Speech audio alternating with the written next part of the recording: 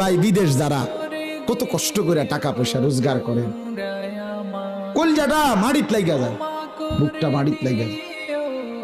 প্রবাসীদের কষ্টের দৃশ্য তো আমি বহু দেখছি, কি পরিমাণ কষ্ট করে, কি পরিমাণ আহা।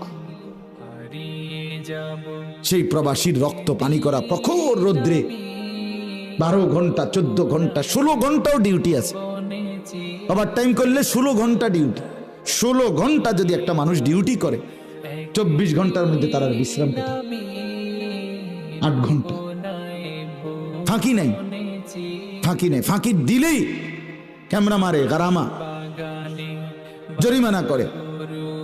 এক সুতা আমি উঠছি মাত্র 5 রিয়ালের ভাড়া, প্রাইভেট কার সৌদি আরবে, সাথে সাথে দেখলাম ক্যামেরা মারলো, হে কইলো হুজুর আমি তো সিট বেল্ট লাগাইছি না। বুঝেন নাই কথাটা? সিট বেল্টটা লাগাইছে না, গাড়িটা ছেড়ে দিছে, সাথে সাথে ক্যামেরা মারছে। পরবর্তী মিনিটেই মোবাইলের মধ্যে কি এসে পড়ছে? গারামা এসে পড়ছে।